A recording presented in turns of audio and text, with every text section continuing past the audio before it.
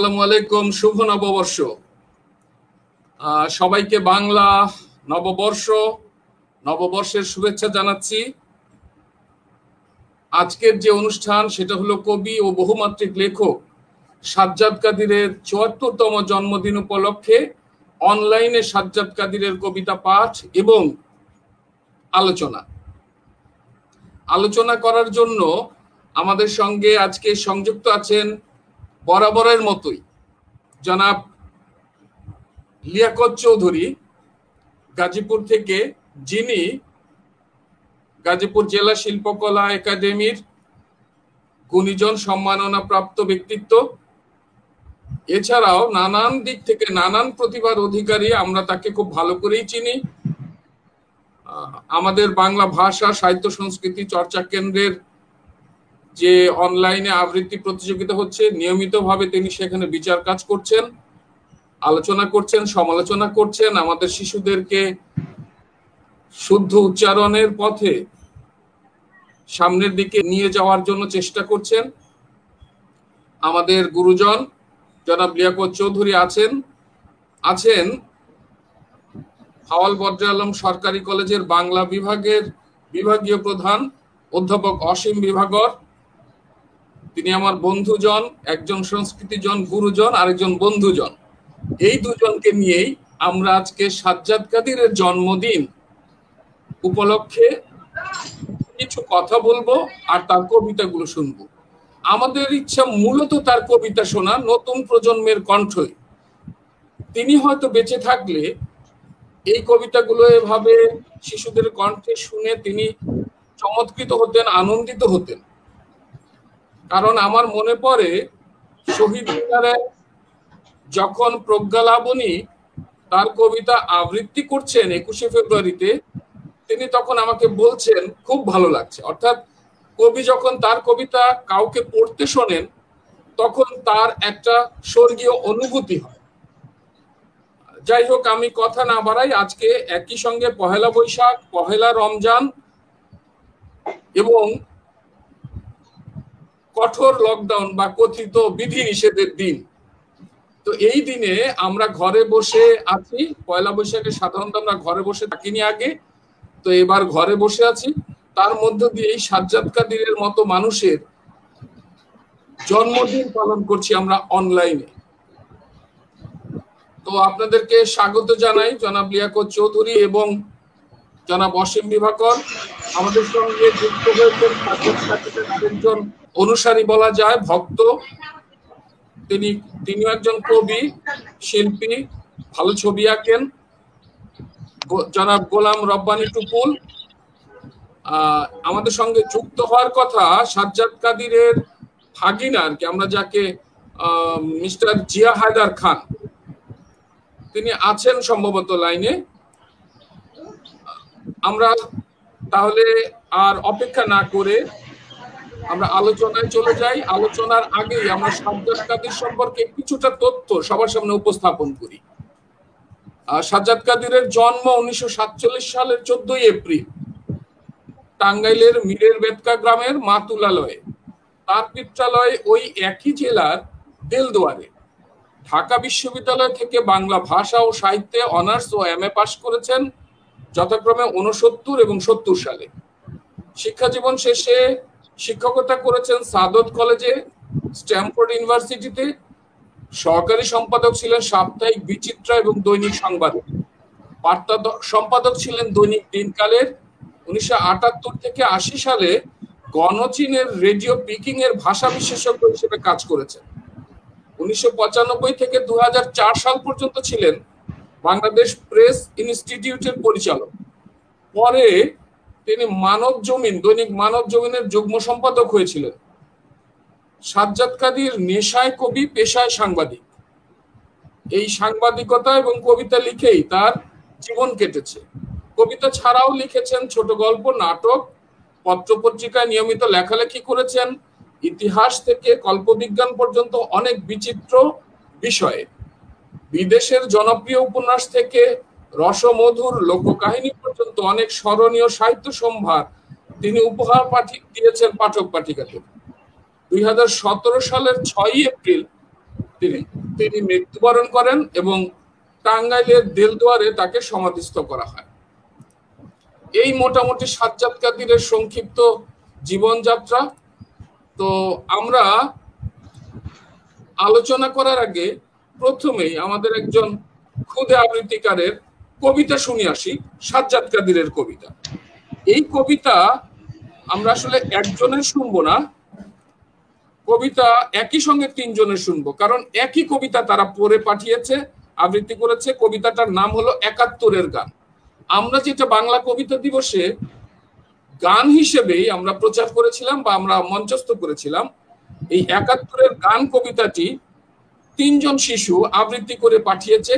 আমরা তাদের এই আবৃত্তি শোনার পরেই আলোচনায়, তাহলে আমরা তাদের কণ্ঠ থেকে কবিতাগুলো শুনে আসি। ৭১-এর গান লিখেছেন সাজ্জাদ কাদির। আকাশে বাতাসে জল মাটি ঘাসে, যেখানে পাতবে কান শুনবে সেখানে অবিনাশী টানে। ৭১-এর গান পাখিদের সুরে নদীর নুপুরে, ফুলের সুবাসে জাগে চারপাশে বাংলাদেশের প্রাণ। আমাদের প্রেম, আমাদের ভালোবাসা, আমাদের স্মৃতি, আমাদের আলো আশা, সবখানে রবে তোমার অজেয় সুর। বীরের রক্তে মহান হে ৭১, রোদের আলোয় মেঘের কালোয় চাঁদের হাসিতে রাখালি বাসিতে তুমি হে অনির্বাণ। ৭১-এর গান লিখেছেন সাজ্জাদ কাদির। আকাশে বাতাসে জলমাটি ঘাসে, যেখানে পাতবে গান শুনবে সেখানে অবিনাশী টানে। ৭১-এর গান পাখিদের সুরে নদীর নুপুরে, ফুলের সুবাসে জাগে চারপাশে বাংলাদেশের প্রাণ। আমাদের প্রেম, আমাদের ভালোবাসা, আমাদের স্মৃতি, আমাদের আলো আশা, সবখানে রবে তোমার অজেয় সুর। বীরের রক্তে মহান হে ৭১, রোদের আলোয় মেঘের কালোয় চাঁদের হাসিতে রাখালি বাসিতে তুমি হে অনির্বাণ। ৭১-এর গান লিখেছেন সাজ্জাদ কাদির। আকাশে বাতাসে জলমাটি ঘাসে, যেখানে পাতবে কান শুনবে সেখানে অবিনাশী টানে। ৭১-এর গান পাখিদের সুরে নদীর নুপুরে, ফুলের সুবাসে জাগে চারপাশে বাংলাদেশের প্রাণ। আমাদের প্রেম, আমাদের ভালোবাসা, আমাদের স্মৃতি, আমাদের আলো আশা, সবখানে রবে তোমার অজেয় সুর। বীরের রক্তে মহান হে ৭১, রোদের আলোয় মেঘের কালোয় চাঁদের হাসিতে রাখালি বাসিতে তুমি হে অনির্বাণ। তাহলে এবার আলোচনায় যাই। আমরা জানি সাজ্জাদ কাদির নিজে একজন মুক্তিযোদ্ধা ছিলেন এবং ৭১-এ পাকিস্তানি হানাদার বাহিনীর হাতে তিনি নানানভাবে মানে ভয়ঙ্কর রকম নির্যাতিত হয়েছিলেন এবং দীর্ঘদিন তাদের সেই কনসেন্ট্রেশন ক্যাম্পে বন্দী ছিলেন। সেটাই তার কবিতার মধ্য দিয়ে হয়তো তিনি ফুটিয়ে তুলেছেন কিনা আমরা জানি না, তবে ৭১-কে তিনি মনে প্রাণে ধারণ করতেন, সেটা আমরা তার বিভিন্ন কার্যক্রমে দেখেছি। আমি আলোচনার সূত্রপাত করার জন্য আহ্বান জানাবো জনাব লিয়াকত চৌধুরীকে। সাজ্জাদ কাদিরকে নিয়ে আলোচনা করা সত্যি একটি কঠিন ব্যাপার। কঠিন এই কারণের জন্য যে এই কবিতাটির জন্য নয় যেটা আমরা শুনলাম। কবিতা যদি আরো আমরা পড়ি এবং পড়বো এবং শুনবো এবং এর বিষয়কে ধারণ করব এবং তার ভিতরের যে স্ববিরোধিতা সেটাকে আমরা দেখব, তাহলে আমরা বুঝে উঠতে পারবো না যে এই যে কবিতাটি আবৃত্তি করা হলো সেটা আসলে কতটা একটা অন্য জায়গাতে অবস্থান করছে। লক্ষ্য করবেন তিনি বলেছেন অজেয় সুর, বলেছেন অবিনাশী গান, তুলে ধরেছেন বাংলার প্রকৃতি, তার পাখির গান, সুর, বারবার সুর কথাটি তিনি এনেছেন। তার একটি কবিতা আছে সুর সুন্দরী, কবিতাটি আছে, পরে সেটা নিয়ে হয়তো সময় পেলে আলোচনা করব।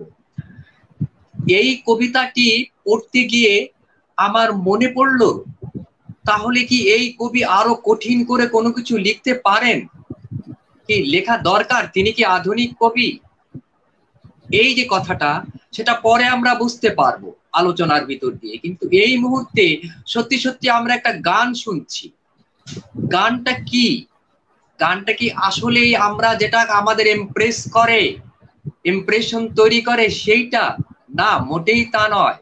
বাংলাদেশের মানুষের ভেতরে জাগিয়ে তোলা যে বাংলাদেশ এখনো অজেয়, অবিনাশী টান রয়েছে তার ভিতরে।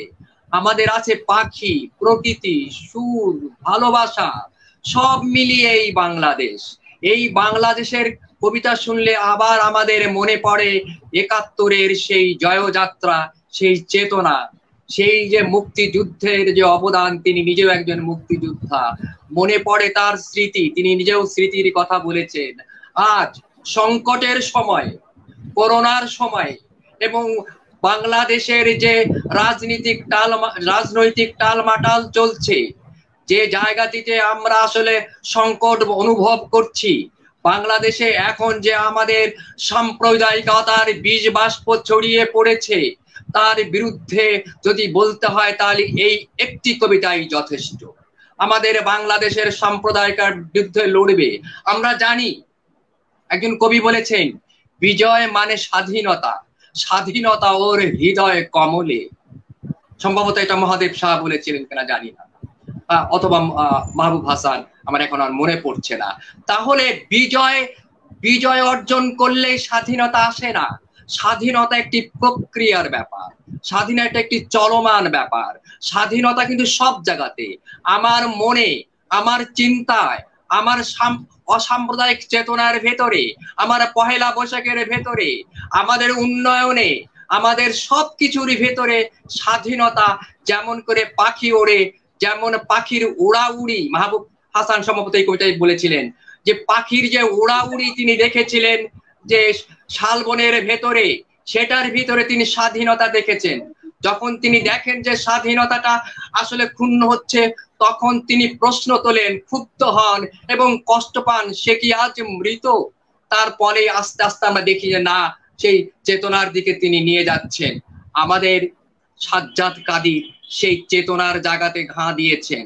আমাদের নতুন করে একজন কবি সব সময় কিন্তু আমাদের চেতনাকে সংহত করে তোলেন, আমাদের চেতনাকে ইগনাইট করেন, প্রজ্বলিত করেন, আমাদের চেতনাকে অগ্নি দিয়ে জ্বালিয়ে দেন আমাদের চেতনাকে। আজ এই সংকটের সময় দাঁড়িয়ে, সব রকমের সংকটের সময় দাঁড়িয়ে স্বাধীনতাকে আরো প্রসারিত করবার জন্য, স্বাধীনতার চেতনাকে আরো প্রসারিত করবার জন্য, স্বাধীনতাকে আরো বাংময় করে তোলার জন্য, স্বাধীনতাকে আরো আমাদের কাছে আনবার জন্য এই যে কবিতাটি পড়া হলো, আবৃত্তি করা হলো, সেই কবিতাটি যদি আমরা মনে রাখি, তাহলে সব রকমের সংকটের বিরুদ্ধে আমরা দাঁড়াতে পারবো, সব রকমের সাম্প্রদায়িক বিষ বাষ্পের বিরুদ্ধে আমরা দাঁড়াতে পারবো, সব রকমের অনাচারের বিরুদ্ধে, অনৈতিকতার বিরুদ্ধে দাঁড়াতে পারবো, সব রকমের স্বেচ্ছাচারের বিরুদ্ধে আমরা দাঁড়াতে পারবো, সব রকমের একটা বলা যেতে পারে ডগমাটিক যে সিস্টেমটা, মানে গোড়ামি, সেই গোড়ামির বিরুদ্ধে আমরা দাঁড়াতে পারবো। এই কবিতাটি যদি আমরা ভালো করে শুনি, আমাদের ভেতরে একটি অজেয় সুর আছে কবিতার ভেতরে। তিনি বলেছেন, আমাদের মনে একটি অবিনাশী সুর আছে, তান আছে, যে কথা মনে পড়ে আমার শামসুর রহমানের একটি কবিতার ভেতর দিয়ে।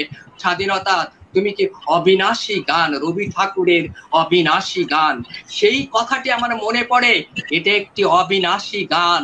এই যে কবিতাটি আমরা আবৃত্তি শুনলাম, এখন আমাদের এই কবিতা শুনে আবার আমাদের দাঁড়াতে হবে, আমাদের আবার সংগ্রামে জায়গাতে দাঁড়াতে হবে, আবার বলতে পারতে হবে স্বাধীনতা বিজয় মানে স্বাধীনতা, স্বাধীনতা ওর হৃদয় কমলে। অর্থাৎ বিজয়ের ভিতরে স্বাধীনতা আছে, সেই স্বাধীনতাকে আমাদের এখন অন্বেষণ করতে হবে, আরো প্রসারিত করতে হবে। সেই কথাটা আমি বারবার বলছি। সেই কথাটি আজকে সাজ্জাদ কাদের আমাদের এই একটি আবৃত্তির ভিতর দিয়ে জাগিয়ে তুললেন, আমাদেরকে মুখোমুখি দাঁড়িয়ে দিলেন, আমাদের একটা ইনকাউন্টার পজিশনে নিয়ে গেলেন, যেখানে আমরা মুখোমুখি দাঁড়াবো সমস্ত রকমের অন্যায়ের বিরুদ্ধে। স্বাধীনতার চেতনার বিরুদ্ধে যারা আছেন তাদের একটা এনকাউন্টার তৈরি করতে হবে, তাদের মুখোমুখি দাঁড় করাতে হবে এবং তাদের বিরুদ্ধে একটি এন্টি ন্যারেটিভ মানে একটি পাল্টা বর্ণনা বয়ান আমাদের তৈরি করতে হবে। সেটা একমাত্র কবিরাই পারে। কবি সেই পাল্টা বয়ান তৈরি করেছেন সাজ্জাদ কাদের, আমি তাই মনে করি। আমি আপাতত থামছি, যদি সুযোগ পাওয়া যায় তাহলে আরো হয়তো তার আধুনিকতা নিয়ে একটু কথা বলব। জি, ধন্যবাদ লিয়াকত চৌধুরীকে। আমরা আজকের দিনে স্মরণ করছি আরেকটি কবিতা আমি উল্লেখ করছি। এই কবিতাটি আমাদের একজন পরিচিত জন লিখেছেন, লিয়াকত ভাই, অধ্যাপক অসীম এবং আমরা সবাই তাকে চিনি খুব ভালো করে, হাতের লেখা দেখলেও চিনে ফেলতে পারি। ইস্তেকবাল হোসেন, অর্থাৎ আমরা যাকে নওরোজ বলে জানি, তিনি এই কবিতাটি লিখেছিলেন 14 সনের অক্টোবর মাসের 14 তারিখে এবং লিখে তিনি আমার কাছে পাঠিয়েছিলেন। কবিতার শিরোনাম হলো সসম্মানে। তিনি লিখেছিলেন, কবিরা তো বুকে হাঁটে, সুন্দরের কাছে নত জানু শামুকের মতো, বুক ভরা কোমলতা ভালোবাসা, স্বভাবে লবঙ্গলতা, সকলের পায়ে রাখা শির, বিশ্বাসে উচ্চ দৃঢ় নজরুলের মাথা, আসলে সে কবি নয় সাজ্জাদ কাদের। সাজ্জাদ কাদেরকে নিয়ে 14 সনে এই লেখাটি লিখেছিলেন অ্যাডভোকেট ইস্তেকবাল হোসেন নওরোজ। আমি এই বাংলা কবিতা দিবস উপলক্ষেই তিনি আসতে না পেরে এই লেখাটি পাঠিয়েছিলেন আমার কাছে। আজকে সাজ্জাদ কাদেরের জন্মদিনে আমরা নওরোজ ভাইয়ের এই কবিতাটি উপস্থাপন করতে পেরে আমার নিজের কাছেও ভালো লাগছে। আমরা এখন আলোচনায় যাব, শুনবো অধ্যাপক অসীম বিভাকরের কাছে। তার অসীম বিভাকরের কাছে যাওয়ার পর আমরা আবার একটা আবৃত্তি শুনবো। তো অধ্যাপক অসীম বিভাকর। ধন্যবাদ সবাইকে। বাংলা নববর্ষ 1428 শুভেচ্ছা জানাচ্ছি এবং কবি সাজ্জাদ কাদেরের জন্মদিনে তাকে শ্রদ্ধা জানাচ্ছি। আমরা খুব ভালো সময় পার করছি না, লিয়াকত ভাই সেই বিষয়গুলো তুলে এনেছেন। সাজ্জাদ কাদেরের সাথে আমার বোধহয় 2 বার দেখা হবার সুযোগ হয়েছে। একজন কবি, একজন মুক্তিযোদ্ধা, একজন গেরিলা যোদ্ধা। দেশকে তিনি নির্মাণ করবার জন্য, দেশকে স্বাধীন করবার জন্য যেমন জীবনকে হাতের মুঠোয় নিয়ে যুদ্ধে ঝাঁপিয়ে পড়েছিলেন, প্রাণের মায়া ত্যাগ করে যুদ্ধ অবতীর্ণ হয়েছিলেন, ঠিক দেশটা স্বাধীন হবার পরে তিনি মানুষের মনন গঠনের জন্য কবিতাকে হাতিয়ার করেছিলেন। আমরা দেখি তিনি 2004 সালে যখন বাংলা ভাষা সাহিত্য সংস্কৃতি চর্চা কেন্দ্র প্রতিষ্ঠা করেন, সেই সংগঠনের স্লোগান নির্ধারণ করেছেন তিনি বাঙালির হৃদ রচনায় নিবেদিত। অর্থাৎ তিনি হৃদয়কে নির্মাণ করতে চেয়েছেন। কেন হৃদয়কে নির্মাণ করতে চেয়েছেন? যে একটা দেশ তো কেবল একটি ভূখণ্ড নয়, একটা দেশ তো কেবল কিছু মানুষের সমষ্টি নয়। যদি সেই মানুষগুলোর মধ্যে সংবেদনশীলতা না থাকে, যদি সেই মানুষগুলোর মধ্যে মানবিক মূল্যবোধ না থাকে, যদি সেই মানুষগুলোর মধ্যে ভালোবাসা না থাকে, সম্প্রীতি না থাকে, সেই দেশের মানুষগুলো মানুষ হয়ে ওঠে না। কবি সাজ্জাদ কাদের এই বিষয়টা ভালোভাবে অনুভব করেছেন এবং সেই অনুভব থেকেই তিনি এই সংগঠনের প্রতিষ্ঠা করলেন। আমরা পাশাপাশি দেখলাম তিনি বাংলা কবিতা দিবসের প্রবর্তন করেছেন। বিশ্ব কবিতা দিবস আছে, কিন্তু বাংলা কবিতা দিবস নেই। তাহলে যে বাংলা কবিতার এত অবদান, যে বাংলা কবিতার এত প্রভাব, তাকে কেন্দ্র করে কি দিবস থাকবে না, সেটি আসলে কবি সাজ্জাদ কাদির মেনে নিতে পারেন এবং সেই মেনে না নেওয়া থেকে তিনি নিজেই কবিতা দিবসের প্রবর্তন করলেন এবং নিজেই সেই কবিতা দিবসকে উদযাপন করবার জন্য সচেষ্ট হলেন। সার্থক হয়েছিলেন। যদি বেঁচে থাকতেন এতদিনে নিশ্চয়ই এই বাংলা কবিতা দিবস অনেক বেশি সম্প্রসারিত হতো, অনেক বেশি মানুষের মাঝে পৌঁছে যেত। কিন্তু আমাদের দুর্ভাগ্য, মাত্র আজকে যদি ৭৪ বছর হয় তাহলে ৭১ বছর বয়সে তাকে চলে যেতে হচ্ছে। এটি আমাদের দুর্ভাগ্য, যেমন জাতির দুর্ভাগ্য, কবিতার দুর্ভাগ্য। কেননা বাংলা কবিতা দিবসকে কেন্দ্র করে যে আয়োজনগুলো হয়, সেই আয়োজনে যে মানুষগুলোর সম্মিলন ঘটে, নিঃসন্দেহে সেটি একটি ইতিবাচকতা ছিল। সেই সম্মিলন থেকে আলো ছড়াবার একটা আয়োজন হতো। সাজ্জাদ কাদির সেই বিষয়টা করেছেন, আজীবন করেছেন। তার একজন মুক্তিযোদ্ধা কেবল একটি নির্দিষ্ট সময়ের জন্য মুক্তিযোদ্ধা নয়, একজন দেশপ্রেমিক কেবল একটি নির্দিষ্ট সময়ের জন্য দেশপ্রেমিক নন, তাকে তার জীবন যতদিন থাকে তিনি ততদিন তার কাজগুলো করে যেতে থাকেন। সাজ্জাদ কাদির তার মধ্যে, সাজ্জাদ কাদির হচ্ছে এই ক্ষেত্রে আমাদের একটি অনুসরণীয় দৃষ্টান্ত। তার এখন আমরা এই সাজ্জাদ কাদিরের জন্মদিন উদযাপন করছি। এই উদযাপনটা কখন সার্থক হবে? যখন আমরা সাজ্জাদ কাদিরের প্রবর্তিত বিষয়গুলোকে সংরক্ষণ করতে পারবো, ছড়িয়ে দিতে পারবো। এবং তিনি যে মনন গঠনের কথা বলেছেন, তিনি যে মূল্যবোধ নির্মাণের কথা বলেছেন, তিনি যে সংবেদনশীলতার কথা বলেছেন, সেগুলো আমরা নিজেরা ধারণ করতে পারবো, পাশাপাশি অন্যদের মধ্যে সঞ্চারিত করতে পারবো। তাহলেই আমাদের এই আয়োজন সার্থক হবে। আমি আবারও কবি সাজ্জাদ কাদিরের প্রতি আমার শ্রদ্ধা জানাচ্ছি, ভালোবাসা জানাচ্ছি, প্রণতি জানাচ্ছি। সবাইকে অনেক অনেক ধন্যবাদ। ধন্যবাদ অধ্যাপক অসীম বিভাকরকে তার চমৎকার আলোচনার জন্য। আমরা আবার একটু আবৃত্তি শুনবো। এবারের কবিতা হলো প্রতিবাদ নয় আঘাত। এই কবিতাটি ৩ জন আবৃত্তি করে পাঠিয়েছে, ৩ জন শিশু। আমরা একে একে এই ৩ জনেরই আবৃত্তি শুনবো। প্রতিবাদ নয় আঘাত। কবি সাজ্জাদ কাদির। না, প্রতিবাদ নয় আঘাত। আমি প্রতিবাদ করি না, আঘাত করি।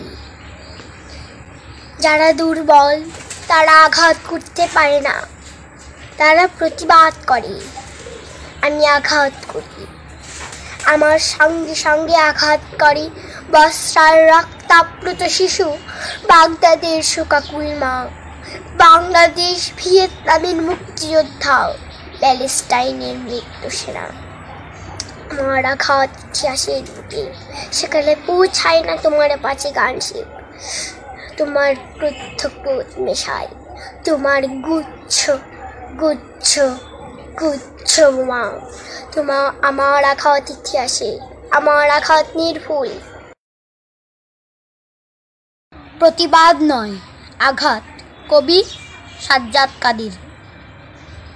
না, প্রতিবাদ নয় আঘাত।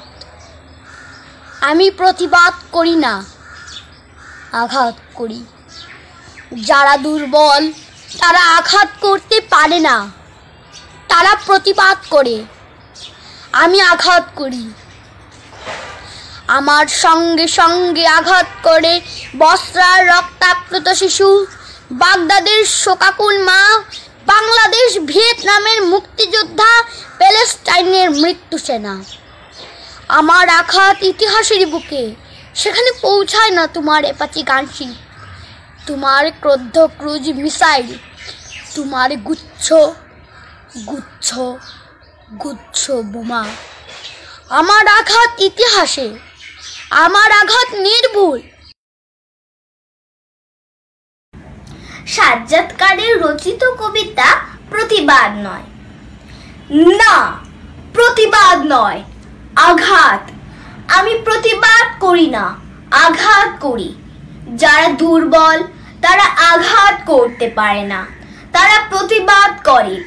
আমি আঘাত করি, আমার সঙ্গে সঙ্গে আঘাত করে বসরা রক্তাপ্লুত শিশু, বাগদাদের শোকাকুল মা, বাংলাদেশ ভিয়েতনামে মুক্তিযোদ্ধা, প্যালেস্টাইনের মৃত্যু সেনা। আমার আঘাত ইতিহাসের বুকে, সেখানে পৌঁছায় না তোমার অ্যাপাচি গাংশিপ, তোমার ক্রুদ্ধ ক্রুজ মিসাইল, তোমার গুচ্ছ গুচ্ছ গুচ্ছ বোমা। আমার আঘাত ইতিহাসে, আমার আঘাত নির্ভুল। আমরা তিনজন শিশুর আবৃত্তি শুনলাম, প্রতিবাদ নয় আঘাত। আসলে সাজ্জাদ কাদির এটাতেই বিশ্বাস করতেন যে তিনি ভাবতেন যে প্রতিবাদ যারা করে তারা আসলে দুর্বল, আর যে সবল সে আঘাত করে। তো যাই হোক, আমরা আলোচনায় যাব। এবার কথা বলার জন্য আহ্বান জানাচ্ছি জনাব গোলাম রব্বানী টুপুলকে, কবি গোলাম রব্বানী টুপুল। ধন্যবাদ সবাইকে। শুভ নববর্ষ। আজকের এই দিনে কবি, সাংবাদিক, আমি বলি যাকে চলমান ডিকশনারি বলি, এই আমার প্রাণের সাজ্জাদ কাদিরের জন্মদিন। এই জন্মদিনে কবিকে স্মরণ করছি, স্মরণ করতে পেরে কবিকে ধন্যবাদ করছি। কবি সাজ্জাদ কাদির আজ আমাদের মাঝে কবিতা হয়ে বেঁচে আছে, কবি প্রতিবাদ হয়ে বেঁচে আছেন, কবি দ্রোহের ভিতর দিয়ে বেঁচে আছেন। কবিকে আমরা প্রতি বছর স্মরণ করি, শুধু স্মরণ নয়, মনে প্রাণে তাকে ধারণ করি। কবি সাজ্জাদ কাদেরের সাথে আমার সম্পর্ক মোটামুটি কয়েক বছরই ছিল। এখন তিনি ওপারে হয়তো চলে গেছেন, কিন্তু এই পারে আমরা যারা আছি, যারা তাকে কাছ থেকে দেখেছি, তারা দেখেছি বাস্তব জীবনে শুধু কবিতার ভিতরেই তিনি আবদ্ধ ছিলেন না, তিনি তার প্রয়োগ, তার চিন্তা চেতনাকে প্রয়োগ করেছেন বাস্তব জীবনে। সেই জীবনকে তিনি প্রবাহিত করেছেন, তিনি সত্যের পথে হেঁটেছেন, তিনি দ্রোহের কথা বলেছেন, দ্রোহের সত্য কথাটি তিনি কলমের ডগায় ধারণ করেছেন। তার এই যে চিন্তা চেতনা, তার বয়সী অনেক মানুষই আছেন, সবাই যখন বুড়িয়ে গেছেন, কিন্তু সেই বয়সেই তার 18 বছরের বয়সের মতো যে সুকান্ত, কবি সুকান্ত যেমন 18 বছর বয়সে দ্রোহের কথা বলেন, তিনি এই বয়সে এসেও সেই যুবকটির মতো তিনি কথা বলেছেন। তার সামনে আমি যতটুকু কাছ থেকে তাকে দেখেছি যে ছল চাতুরি বিষয়টিকে তিনি সবসময় অ্যাভয়েড করতেন। এই ছল চাতুরি আজ আমাদের সমাজে, রাষ্ট্রে, সকল ক্ষেত্রে যেন ক্যান্সারের মতো বসে গেছে, এবং এই বসে যাওয়ার কারণে আমরা জনজীবনে নানাবিধ ভাবে সমস্যার সম্মুখীন হচ্ছি। কিন্তু কবি সাজ্জাদ কাদির কখনোই তার ভেতরে আমি এই সব দেখিনি। তিনি সবসময় চাইতেন মানুষ স্বচ্ছ হবে, মানুষ স্পষ্টবাদী হবে, মানুষ তার কবিতার ভিতরেও যেমন আমরা দেখলাম, তিনি কবিতায় বললেন যে প্রতিবাদী তিনি হতে চান না, তিনি আঘাত করে ইতিহাসে তিনি আঘাত করেছেন, সত্যের কথা বলেছেন, স্পষ্ট কথা বলেছেন। এই স্পষ্টবাদিতার কারণে অনেক সময় আমরা দেখেছি নানাবিধ সমস্যার ভিতরে তিনি দিনাতিপাত করেছেন। তার অবস্থান থেকে অনেকেই অনেক কিছু করেছেন। যেমন যদি বলি যে অর্থনৈতিক বিষয়টি অনেকেই অনেক উপরে চলে গেছেন, তার লেভেলের অনেকেই, কিন্তু তিনি কখনোই ওই সব পথে হাঁটেননি যেসব পথে তিনি অর্থ প্রাচুর্য দিয়ে নিজের যে অর্থনৈতিক সমৃদ্ধি তৈরি করা এগুলো নিয়ে ভাবেননি। তাই তিনি খুব সরল জীবন যাপন করেছেন। তিনি এতটাই সরল জীবন যাপন করেছেন যে দেখা গেছে যে উনি যখন চলে গেলেন রাখার মধ্যে কি রেখে গেছেন, তার সম্পদ হিসেবে তিনি তেমন কিছুই রেখে যাননি। তার সন্তানেরা নিজেরা চাকরি টাকরি করে হয়তো চলছেন, কিন্তু সেভাবে কোনো সম্পদ তিনি রেখে যাননি। তিনি যে সম্পদ রেখে গেছেন তাহলে বাংলা কবিতা দিবসকে রেখে গেছেন, বাংলা কবিতাকে রেখে গেছেন, তার তৈরিকৃত সাহিত্যকে তিনি রেখে গেছেন। এই যে রেখে যাওয়া, এটাকে আমাদেরকে বাঁচিয়ে রাখতে হবে এবং এই বাঁচিয়ে রাখার জন্য আমরা যারা নবীন প্রবীণ যারা আছি আমরা সবাই একত্রে কাজ করব এই প্রত্যয় ব্যক্ত করছি। এবং আজকে এই সুন্দর আয়োজনের জন্য ইকবাল ভাইকে অনেক অনেক শুভেচ্ছা এবং ধন্যবাদ। এই ধরনের ধারা যেহেতু আমাদের কোভিড কাল চলছে, এই সময়ের ভিতরে এই লকডাউন চলছে বা অন্যান্য সমস্যার ভিতর দিয়ে আমরা যাচ্ছি, এর মাঝে উনি যে এই সুন্দর একটি অনুষ্ঠানকে পরিচালনা করছেন এই জন্য ইকবাল ভাইকে ধন্যবাদ। আর যারা সবাই দেখছেন শুনছেন সবাইকে ধন্যবাদ। ধন্যবাদ আপনাকেও। যেটা একটু আগে লিয়াকত চৌধুরী বললেন যে আমাদের সমস্ত কুকুমণ্ডকতা থেকে বের হয়ে আসতে হবে, পশ্চাৎপদতাকে আমাদের পেছনে ফেলতে হবে, এই কথাটি সাজ্জাদ কাদির বলেছিলেন 16 ডিসেম্বর বিজয় দিবসে 2015 সালে। তিনি লিখেছিলেন, ফেসবুকের স্ট্যাটাস থেকে আমি কপি দিচ্ছি এটা, তিনি লিখেছিলেন, বিজয় দিবসে শপথ নাও, ফ্যাসিবাদ মৌলবাদ নিপাত দাও, সাম্প্রদায়িক জঙ্গিবাদ বিদায় দাও। যে কথাটি আমরা এখন বলছি সেটা তিনি এত আগে বলেছিলেন এবং খুব স্পষ্টভাবেই বলেছিলেন, যেটা গোলাম রব্বানী টুপুল বললেন যে তিনি সেভাবে হয়তো আমাদের সামনে আসেননি, তিনি যে কথাটা বলেছেন মজলুমের অনৈক্যই জালিমের শক্তির উৎস, এই বিষয়গুলো তিনি খুব স্পষ্টভাবেই বলেছেন। বাংলাদেশের মানুষের মধ্যে বা আমাদের কবিদের মধ্যেও যে দলাদলি এবং কি বলা হয় যে নোংরা রাজনীতি, দলীয় সংকীর্ণতা, সেই বিষয়ে তিনি মৃত্যুর বছরে অর্থাৎ 2017 সালের ফেব্রুয়ারির 10 তারিখে একটি ফেসবুক স্ট্যাটাসে বলেছিলেন, কলকাতার এক অনুষ্ঠান, বিষয় বাংলাদেশের কবিতা, দীর্ঘ বক্তৃতা হলো, 5ই জানুয়ারি নির্বাচন কেন্দ্রিক সহিংসতা নিয়ে কচুকাটা হলো বিএনপি।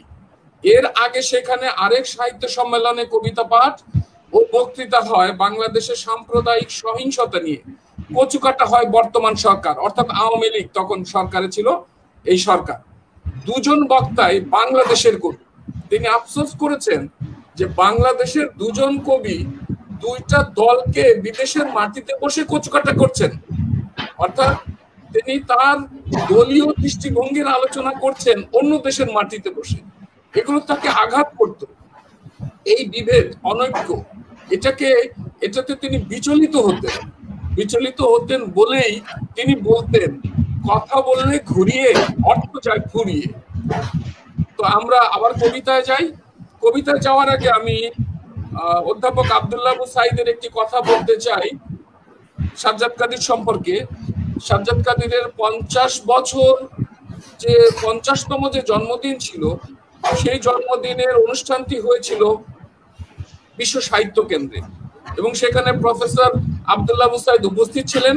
তিনি সেখানে বলেছিলেন একটি কথা, যে আমি এমন কোন বই পড়িনি যে বইটি আমার আগে সাজ্জাদ কাদির পড়েনি। এটা যে কত বড় স্বীকৃতি, এটা আমরা সহজেই অনুভব করতে পারি। তো আমরা কবিতায় যাই, আমরা আবার কবিতা শুনবো। এই কবিতা এবার পাঠ করছে বা আবৃত্তি করছে নিশাত তাসনিম নুদার, তার বাংলা ভাষা কবিতা, যেটা গোলাম রব্বানী টুপুল বললেন যে তিনি আমাদের কাছে রেখে গেছেন কবিতা এবং বাংলা কবিতা দিবস। এই বাংলা ভাষা নিয়ে তার একটি কবিতা আছে, সেটি আমরা এখন আবৃত্তি শুনবো নিশাত তাসনিম নুদারের কণ্ঠে।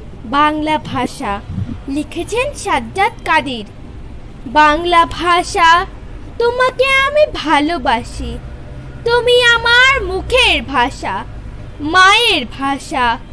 তুমি আমার বুকের রক্ত, আমার প্রাণের আরাম। তুমি আমার 52, আমার 62, 69, 71। তুমি আমার শহীদ মিনার, আমার বাংলা বিভাগ, আমার দৈনিক বাংলা, আমার মনের রক্তিমা, আমার বিজয় রিপিন, আমার বইমেলা, আমার বৈশাখী মেলা। তুমি আমার বাংলা, তোমাকে আমি ভালোবাসি, তোমাকে সবাই ভালোবাসে। যারা সংস্কৃত ব্যাকরণ আর ইংলিশ গ্রামারেতে জামা কাপড় সরিয়ে তোমার দেহখানি তুলে ধরতে চায়, তারা তোমাকে ভালোবাসে।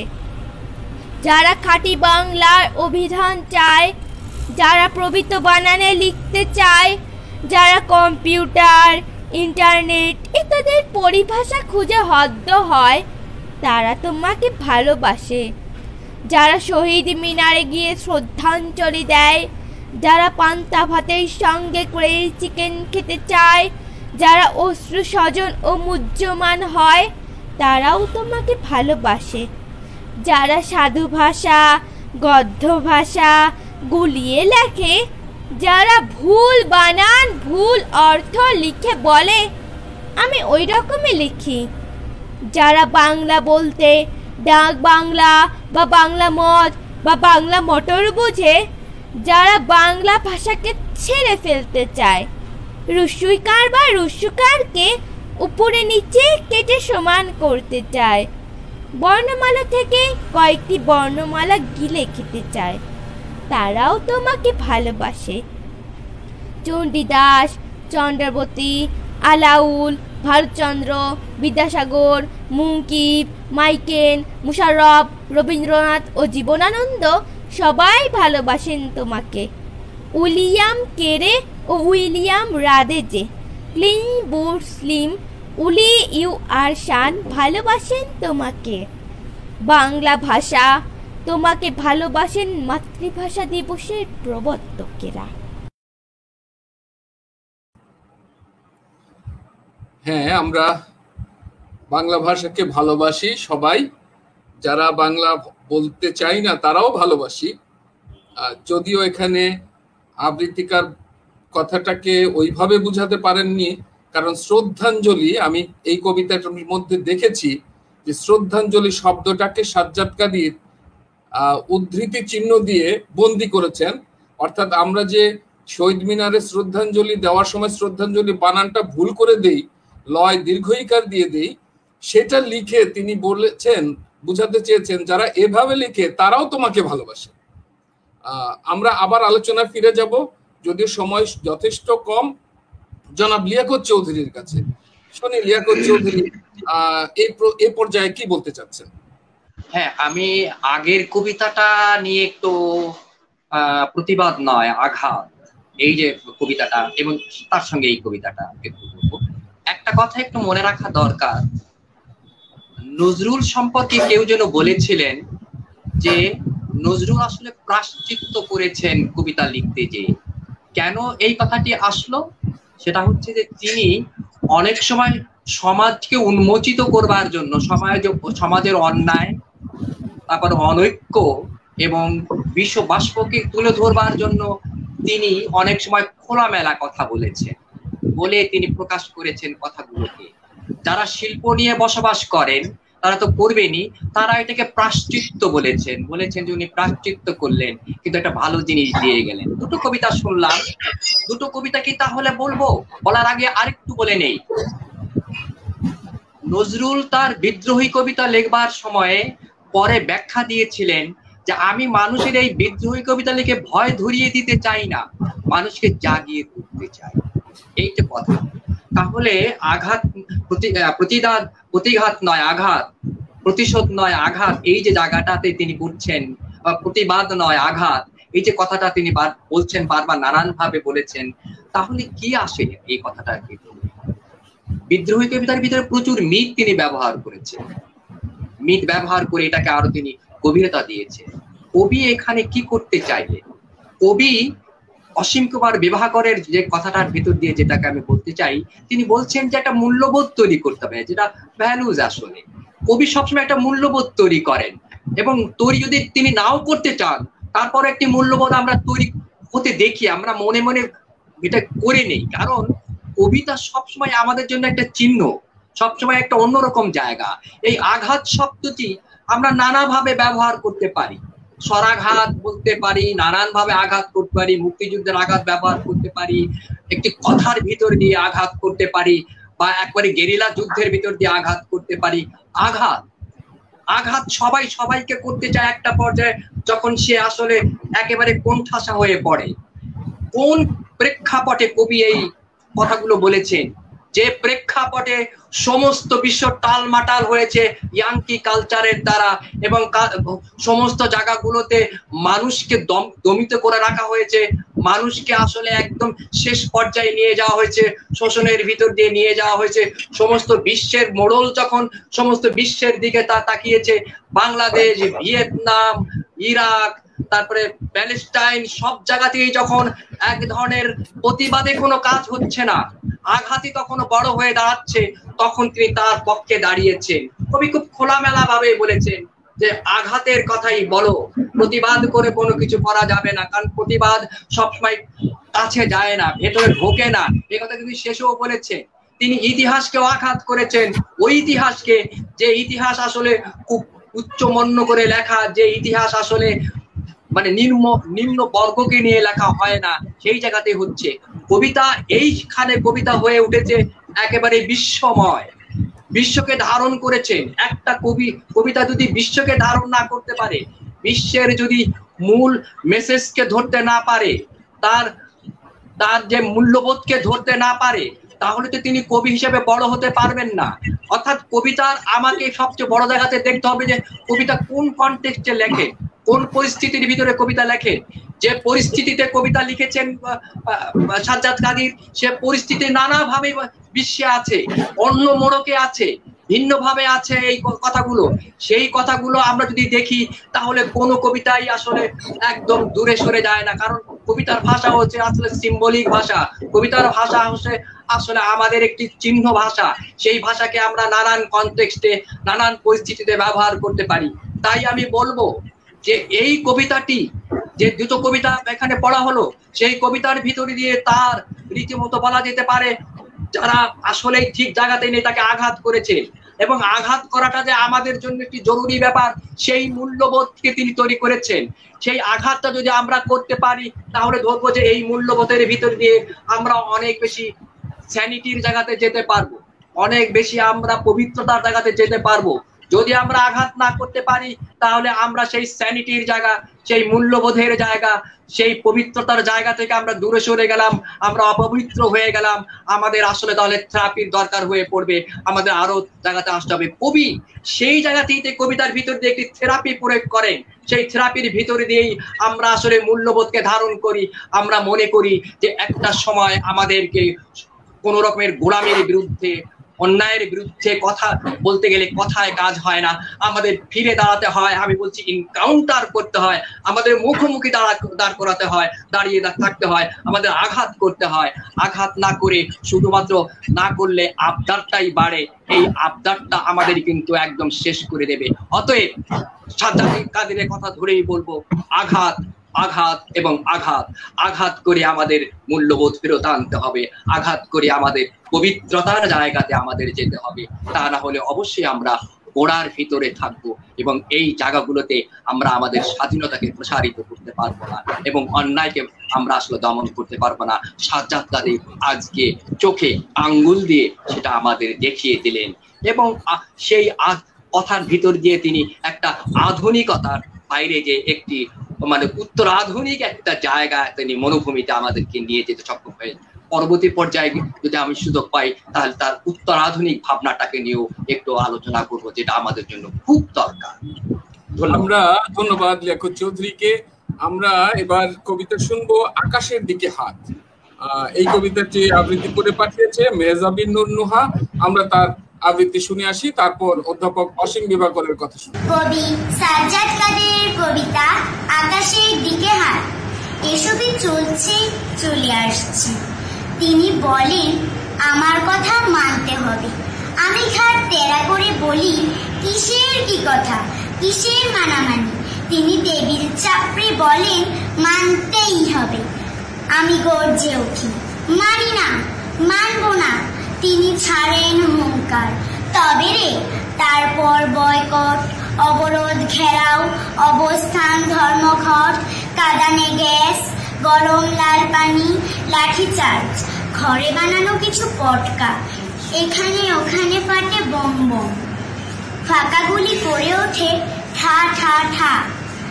প্ল্যাকার্ড, ফেস্টুনের লেখা স্লোগান তুলে নিই মুখে, সমস্বরে ছুড়ে দিই তার দিকে। সাইরেন বাজে, এদিক ওদিক ছোটে অ্যাম্বুলেন্স। ততক্ষণে গ্যাস ধোঁয়ায় চোখ ফেটে আসে পানি। তবুও মুঠো পাকিয়ে হাত তুলি আকাশের দিকে, আর তখনই কে একজন ক্লিক করে ক্যামেরায়। 2-1 দশক পরে ওই ছবিটা হয়তো দেখবো কোনো পত্রিকা, বই বা প্রদর্শনীতে। ভাববো তখন কি যৌবন ছিল আমার। হ্যাঁ, তিনি আন্দোলনের কথাই বলেছেন। যে কবিতাগুলো শিশুরা পাঠিয়েছে প্রায় সবগুলোতেই সে আন্দোলন, প্রতিবাদ, আঘাতের কথা। তো যাই, অধ্যাপক অসীম বিভাকর এ পর্যায়ে কি বলতে যাচ্ছে? ধন্যবাদ ইকবাল সিদ্দিকী। লিয়াকত ভাইয়ের কথা শুনতে শুনতে আর শিশুদের কবিতা আবৃত্তি শুনতে শুনতে আমার একটি বিষয় মনে হচ্ছিল যে ব্রিটিশ বিরোধী আন্দোলনের একটা পর্যায়ে অহিংস সহিংস কাজী নজরুল ইসলাম এই কথাটা বলেছিলেন যে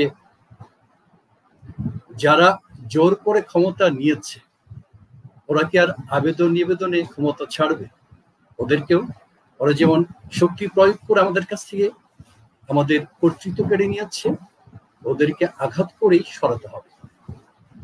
আমরা স্বৈরশাসন বিরোধী আন্দোলনের সময় স্লোগান দিয়েছি, আর নয় প্রতিবাদ, এবার হবে প্রতিরোধ, কিংবা এবার হবে প্রতিশোধ। এই যে প্রতিরোধ বা প্রতিশোধ, এটি কিন্তু আসলে আঘাত করায়। আমরা একটা মানুষকে চিনি কিভাবে, সেই মানুষটি কোন পথে হাঁটেন, সেই মানুষটি কি শব্দ ব্যবহার করেন। যেমন আমরা বলি শব্দ হচ্ছে মানুষের অন্তর্গত বৈশিষ্ট্যের একটি বহিঃপ্রকাশ। শব্দ দিয়ে আমরা একটা মানুষকে চিনতে পারি, একটা মানুষকে বুঝতে পারি। পথে হাঁটা দেখেই আমরা বুঝতে পারি সে মানুষের গন্তব্য কোথায়। কবি সাজ্জাদ কাদের যে কবিতাগুলো লিখেছেন, কবিতায় যে শব্দগুলো উচ্চারণ করেছেন, সেই শব্দ থেকেই আমরা বুঝি আসলে তিনি চিরায়ত বিদ্রোহীকে তার সত্তায় ধারণ করেছিলেন। সেই বিদ্রোহটা হচ্ছে অন্যায়ের বিরুদ্ধে, অসুন্দরের বিরুদ্ধে, অসাম্যের বিরুদ্ধে, অসঙ্গতির বিরুদ্ধে। কেননা তিনি তো সেই বাংলাদেশ প্রতিষ্ঠা করতে চেয়েছেন যে এই বাংলাদেশে একটি সুন্দর জীবন থাকবে। আমরা নানান কারণে সেই বিষয়টি পাই এবং সেটি কবিকে আন্দোলিত করেছে, কবিকে আহত করেছে, কবিকে অভিভূত করেছে। ফলে সেই যন্ত্রণা থেকে তিনি কিন্তু তার কবিতাগুলো লিখেছেন। এখন এই যে একজন মানুষ স্বপ্নের কথা বলে, একজন মানুষ প্রতিবাদের কথা বলে, সেই মানুষটি চলে যায়। যারা থাকেন তাদের দায়িত্বটা কি? তাদের দায়িত্বটা হচ্ছে সেই কবির স্বপ্নকে, সেই সুন্দরের স্বপ্নকে, সেই সাম্যের স্বপ্নকে, সেই সংগতির স্বপ্নকে প্রতিষ্ঠা করার ক্ষেত্রে আত্মনিয়োগ করা, নিজেদের ভূমিকা রাখা। সেটি যদি আমরা রাখতে পারি তাহলে কবি ও বহুমাত্রিক লেখক সাজ্জাদ কাদেরের প্রতি আমাদের যথাযথ শ্রদ্ধা প্রদর্শন করা হবে, তাকে ঠিকভাবে বাঁচিয়ে রাখা হবে। ধন্যবাদ। ধন্যবাদ অধ্যাপক অসীম বিভাকর। আমরা এবার একটি আবৃত্তি শুনবো যে কবিতাটি পাঠিয়েছে সাফওয়ান মল্লিক পিরোজপুর থেকে, উত্তরসূরিকে, এই কবিতাটি। সাজ্জাদ কাদির তার উত্তরসূরির কাছে কি বলতে চেয়েছেন তারই প্রকাশ ঘটেছে এই কবিতার মধ্যে। আমরা শুনি কবিতাটি। কবি ও বহুমাত্রিক লেখক সাজ্জাদ কাদিরের ৭৪তম শুভ জন্মদিন উপলক্ষে তার লেখা উত্তরসূরিকে কবিতাটি। বাংলা ভাষার ভিতরে তুমি বাংলাদেশকে খুঁজে নিও, খুঁজে খুঁজে কত লড়াই, কত রক্ত, কত অশ্রু খুঁজে পাবে। তারপর তুমি আর কখনো পিছনে হাঁটবে না, কাঁদবে না। বাংলা ভাষার ভিতরে তুমি বাংলাদেশের ধ্বনি, রূপ, বর্ণকে খুঁজে নিও। তখন দেখবে রাজপথে রাজপথে মিছিল, শুনবে মিছিলে মিছিলে আকাশ কাঁপানো স্লোগান, দেখবে সভায় সভায় শপথ, পথে পথে মোকাবেলা। তারপর তুমি আর কখনো আপোষ শিখবে না, ভাঙবে না। বাংলা ভাষার ভিতরে তুমি বাংলাদেশকে কাছে পাবে। তাই বাংলা ভাষার এ মাথা ও মাথা, যেখানেই রাখবে হাত সেখানেই স্পর্শ পাবে রফিক, সালাম, বরকত, জব্বার, ওহিউল্লাহর অবিনাশী রক্ত স্রোতের। তারপর ওই হাতে তুমি কি আর পরাজয় লিখবে? লিখতে লিখতে কুৎসিত কদর্য, বিভর্য অশ্লীলতায় ঢেকে দেবে ইতিহাস। বেসাতি করবে কি মগজ বেঁচে? খ্যাতির কাঙাল হয়ে, প্রচার পাগল হয়ে লুটিয়ে লুটিয়ে পড়বে নালা নর্দমায়।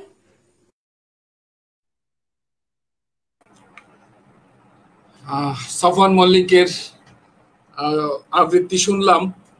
আমরা সাজ্জাদ কাদিরের ফেসবুকে, তিনি যথেষ্ট অ্যাক্টিভ ছিলেন, তার কয়েকটি ফেসবুক স্ট্যাটাস আমরা দেখে আসবো এবার।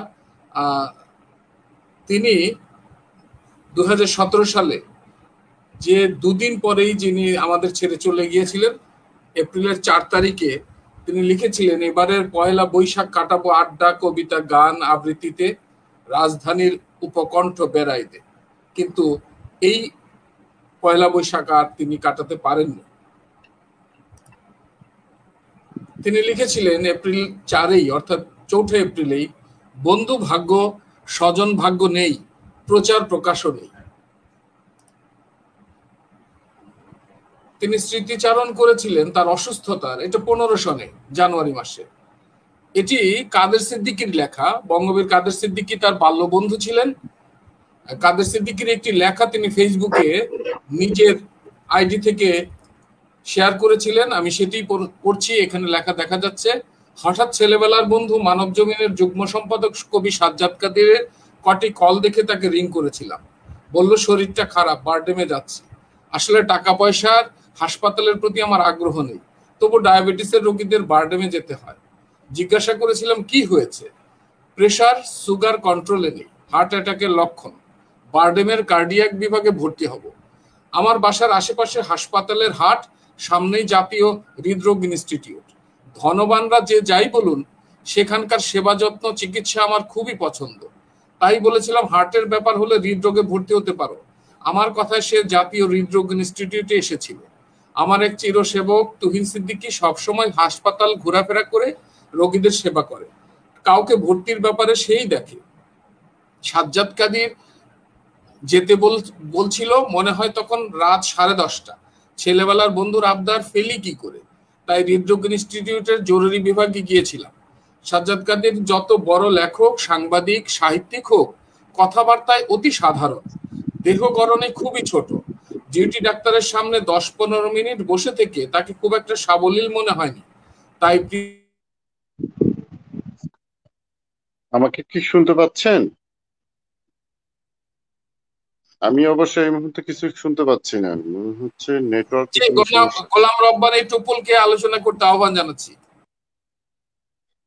জি, আমি আবারও ফিরে আসলাম। এখন কথা হচ্ছে যে সাজ্জাদ কাদিরকে আমরা যেভাবে পেয়েছিলাম তার সঠিক মূল্যায়ন কিন্তু আমরা আজও করতে পারিনি। আমাদের রাষ্ট্রের দিক থেকে, সামাজিক দিক থেকে বা কোনো দিক থেকেই আমরা তার সঠিক মূল্যায়নটি করতে পারিনি। এখন আমাদের কিন্তু অবশ্যই এই জিনিসটা মাথায় রাখতে হবে তিনি সত্যের কথা বলেছেন, তিনি দ্রোহের কথা বলেছেন, তিনি সঠিক জিনিসটাকে আনার জন্য প্রয়োজনে দ্রোহ করতে হবে, প্রয়োজনে আঘাত করতে হবে, সেই বিষয়টিকে কিন্তু আমাদের অবশ্যই মাথায় আনতে হবে।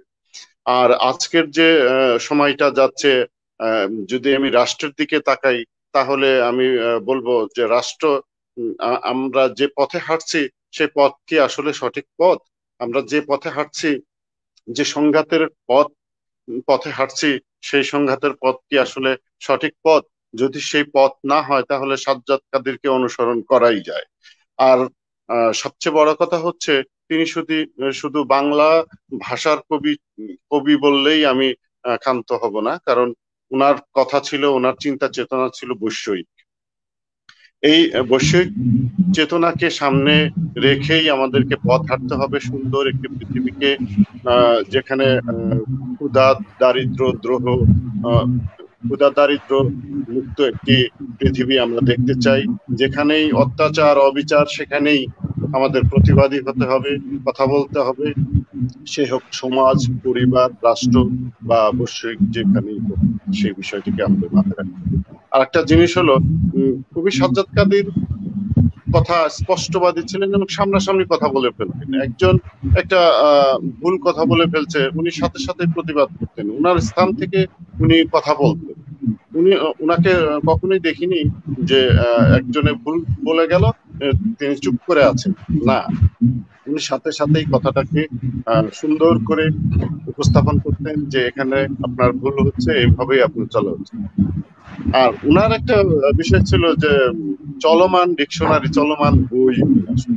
আমি আমার ব্যক্তিগতভাবে বলি যে যখনই আমি কোনো সমস্যায় পড়তাম, দিনে তো উনি আমার সাথে অনেকবার ফোনে কথা বলতেন প্রতিদিন, এবং যখনই একটা সমস্যায় পড়তাম তাকেই ফোন দিতাম যে স্যার আমি তো এই সমস্যায় করতেছি, এটা কি হবে। উনি কিন্তু সাথে সাথে বলে দিতেন, যে সময়ের অপেক্ষা না করেই উনি বলে দিতেন, যেন তার মাথার ভিতরে কম্পিউটারের যেমন সেট করা থাকে ঠিক এইভাবেই যখনই একটা বিষয় আসলো সাথে সাথে বলে ফেলছেন। এই যে এত বয়স, 70 বছরের একজন মানুষ, তার মাথায় স্মৃতিশক্তির বিষয়টাকে আমি প্রশংসা না করে আমি পারছি না।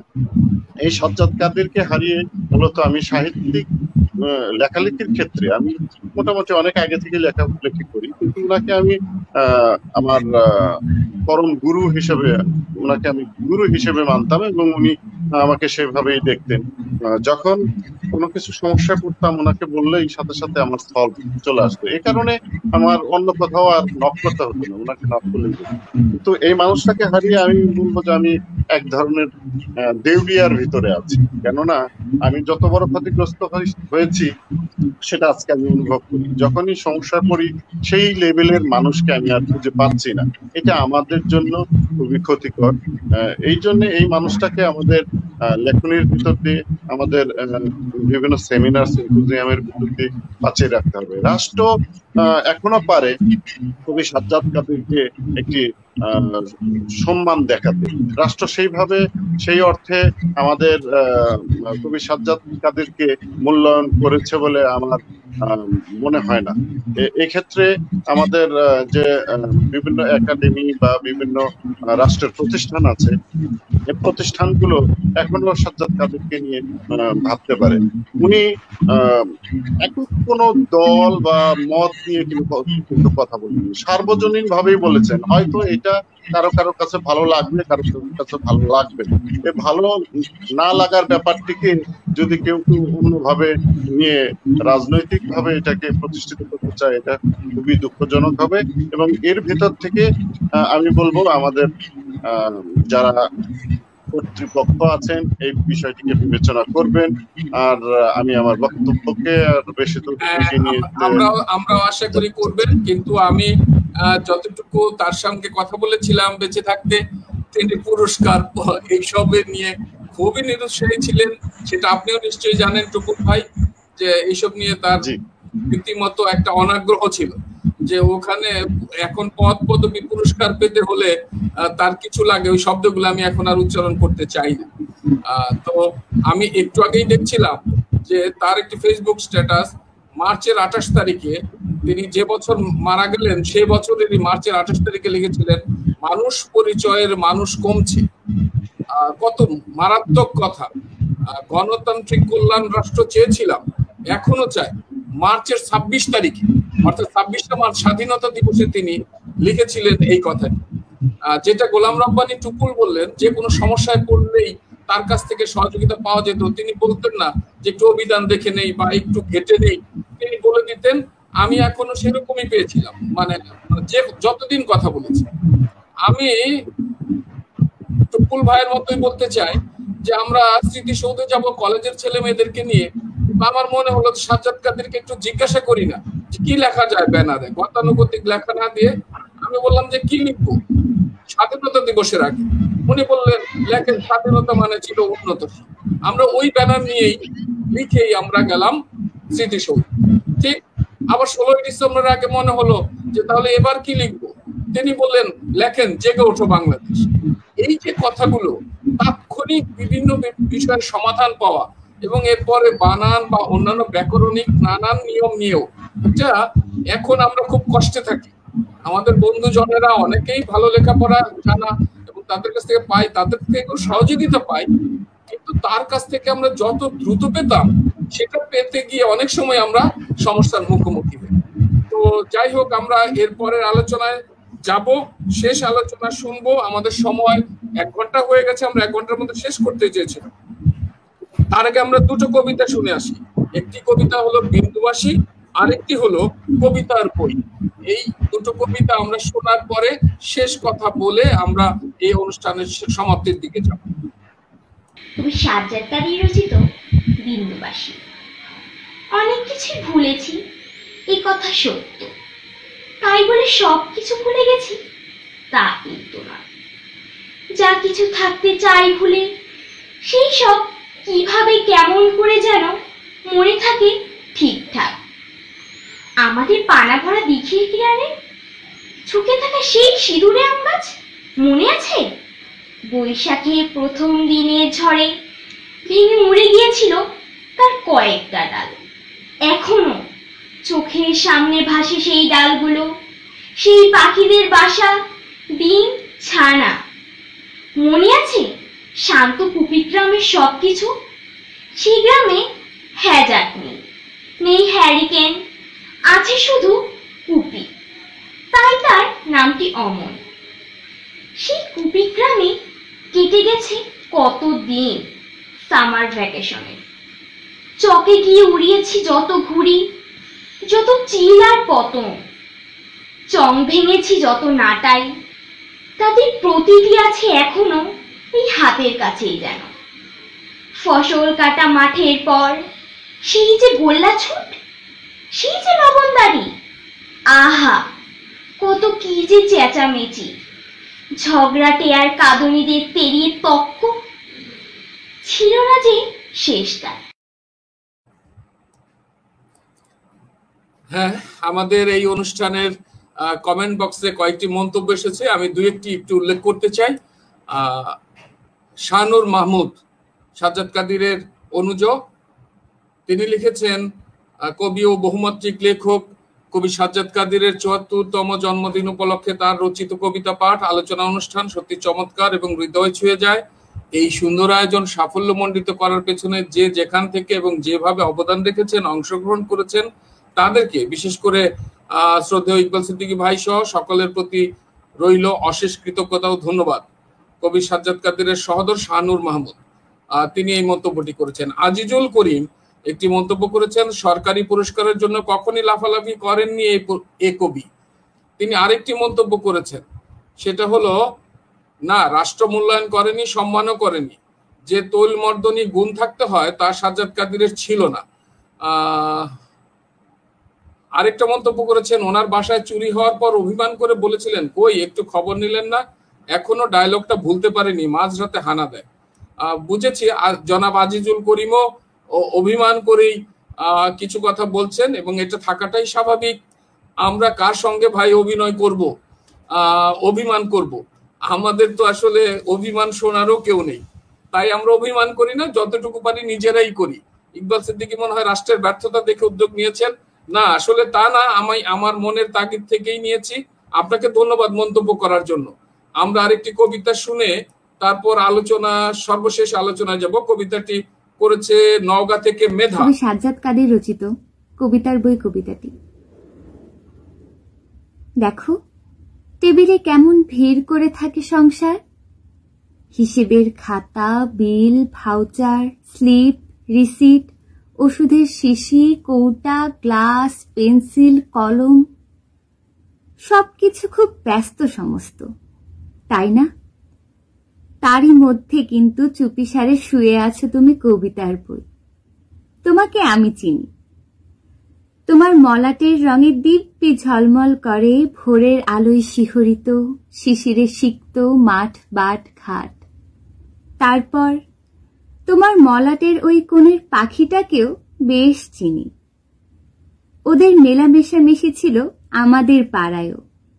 রতনদের পেয়ারা, আনুদের নোনা আর শেরিদের জামরুল গাছে ছিল ওদের এক প্রহরের ঘর সংসার।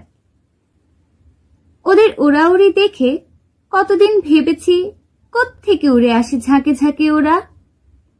সেই কোদালিয়া, সাবালিয়া, বেতকা হয়ে এসে আবার কি চলে যায় ধুলের চর, ইনায়েতপুর হয়ে অন্য কোথাও।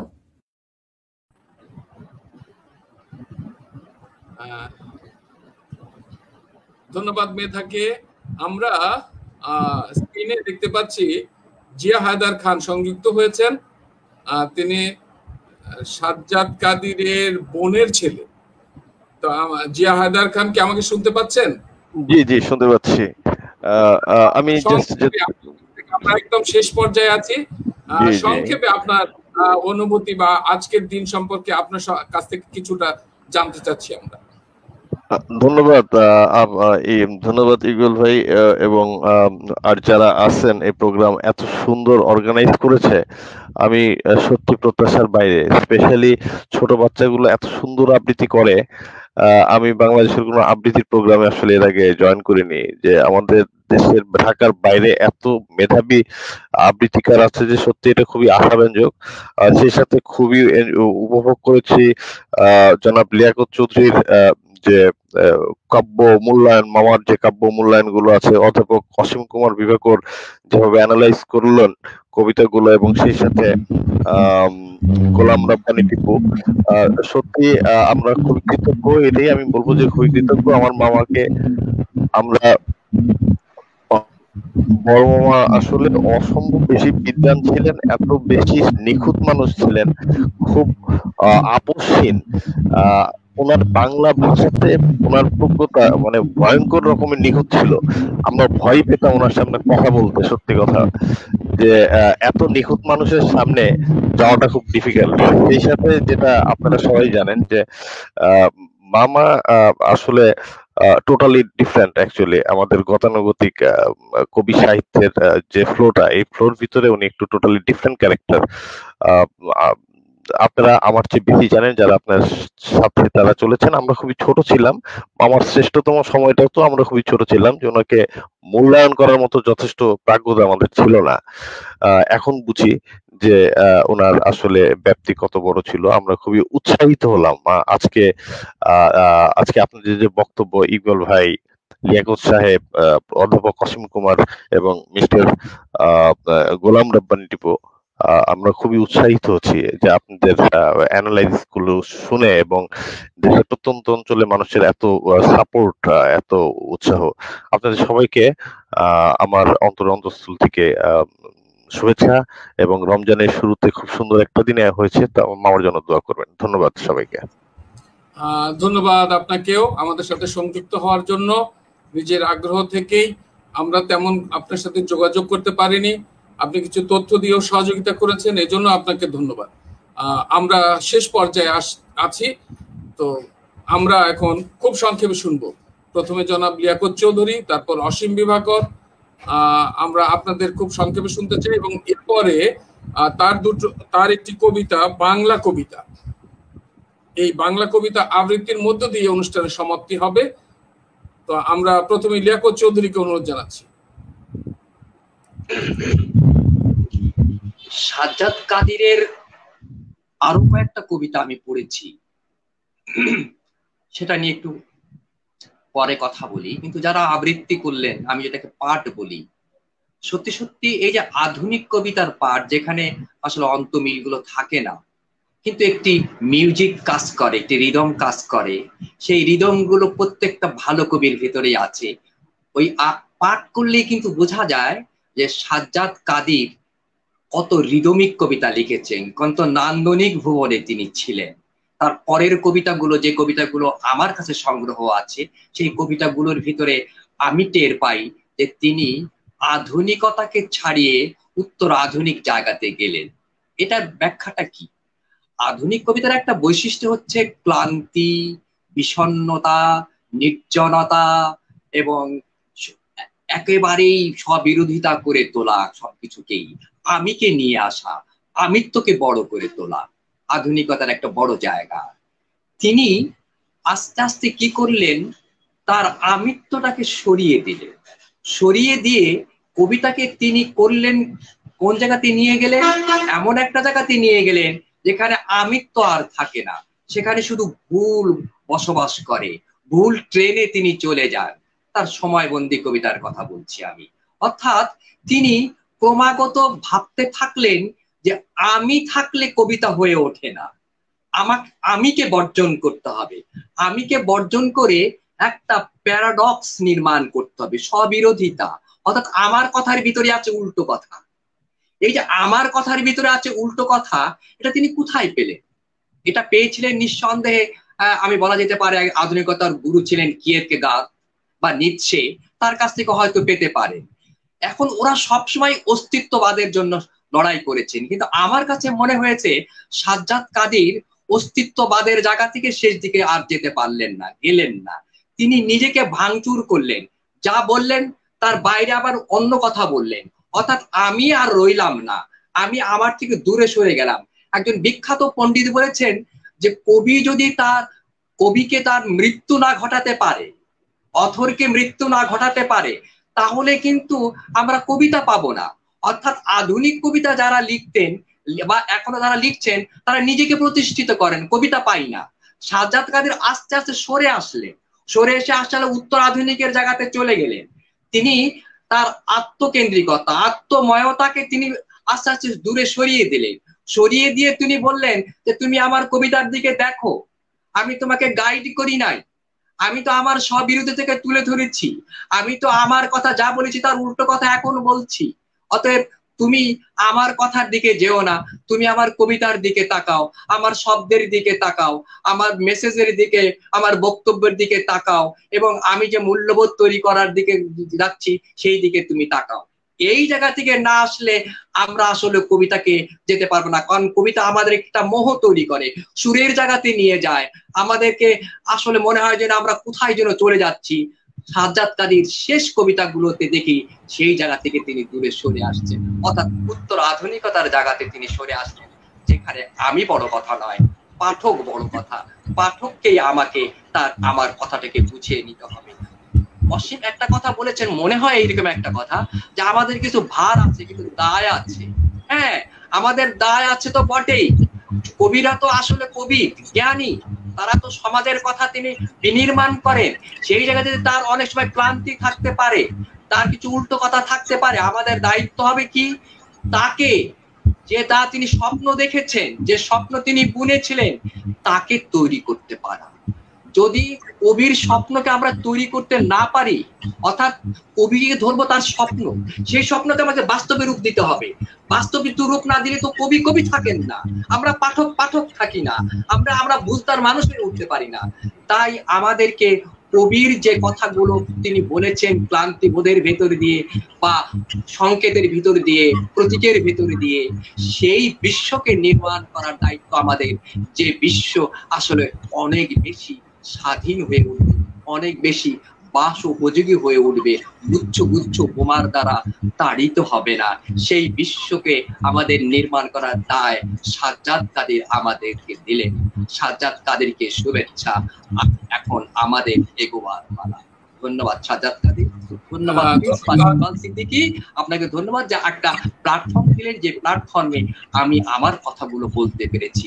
যারা শুনলেন তারা নিশ্চয়ই আমাকে সমালোচনা করবেন। আমি আমার কথা বলতে চেয়েছি, যতটুকু পেরেছি আমার শ্রেষ্ঠ কথাগুলো বলবার চেষ্টা করেছি এই প্ল্যাটফর্মে, এই মঞ্চে দাঁড়িয়ে। জি, আপনাকেও ধন্যবাদ। আপনাকে পেয়ে আমরা সত্যি আনন্দিত এবং গর্বিত। আমরা অধ্যাপক অসীম বিভাকরের কাছে যাব তার শেষ কথা শুনতে। তার আগে এই কবিতা সম্পর্কে সাজ্জাদ কাদির কি লিখেছিলেন 2014 সালে ডিসেম্বরের 20 তারিখে তিনি ফেসবুকে স্ট্যাটাস দিয়েছিলেন, অক্ষর সাজিয়ে কবিতার মতো একটা চেহারা বানাতে পারলেই কি তুই কবি? মুক্তিযুদ্ধের গল্প বললেই বা লিখলেই কি তুই মুক্তিযোদ্ধা হবি? এই কথাটা সাজ্জাদ কাদিরও কিন্তু বলেছিলেন আপনার সাথে সুর মিলিয়ে। আমরা অধ্যাপক অসীম বিভাকরের কথা শুনে আসি।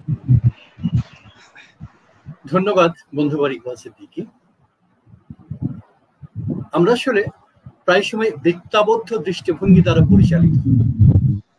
আমরা ভাবি যে আমার দল এটা বলেছে কাজে এটা সত্য, কিংবা আমার পক্ষের মানুষ এটা বলেছে কাজে এটা সত্য। আসলে সত্য সেভাবে নির্ধারিত হয় না। সত্যে একটা নিরপেক্ষ অবস্থান থাকে। যেমন 7 মার্চের ভাষার বঙ্গবন্ধু বলেছিলেন যে কেউ যদি সত্য কথা বলে, সেটা যদি একজনও হয়, আমি তার কথা মেনে নিই। তার মানে সংখ্যা গরিষ্ঠতা বা প্রিয় কেউ বললেই সেটি আসলে সত্য হয় না। সাজ্জাদ কাদির ঠিক ওই জায়গায় দাঁড়িয়েছিলেন। নিরপেক্ষ সত্য বা প্রকৃত সত্য, যেটা দল নিরপেক্ষ মানে দলীয় দৃষ্টিভঙ্গির বাইরে উঠে বা সংকীর্ণ দৃষ্টিভঙ্গির বাইরে উঠে তিনি সেটিকে বিবেচনা করেছিলেন। আমরা কলকাতায় ওই যে 2টা বক্তব্য নিয়ে তার যে মন্তব্য, সেই মন্তব্য থেকে সেই সত্যটা আমরা আরো বেশি করে অনুভব করি। তিনি কিন্তু কারো পক্ষে বলেননি, বরং তিনি তার কাছে মনে হয়েছে যে একটা বাইরের দেশে গিয়ে নিজের দেশ সম্পর্কে এই যে বাজে মন্তব্য করা কিংবা কুৎসা রচনা করা, এটি তার কাছে ঠিক সমীচীন মনে হয়নি বা তার কাছে রুচিসুলভ মনে হয়নি। তো আমরা সাজ্জাদ কাদিরের কাছ থেকে যেন সেই বিষয়গুলো গ্রহণ করি, সেই বিষয়গুলো আমরা যেন লালন করি, চর্চা করি, তাহলেই আমরা যেমন নিজেরা ভালো মানুষ হতে পারবো, ঠিক একইভাবে সাজ্জাদ কাদিরকেও বাঁচিয়ে রাখা সম্ভব হবে। সবার জন্য অনেক অনেক শুভকামনা। সবাই অনেক ভালো থাকবে।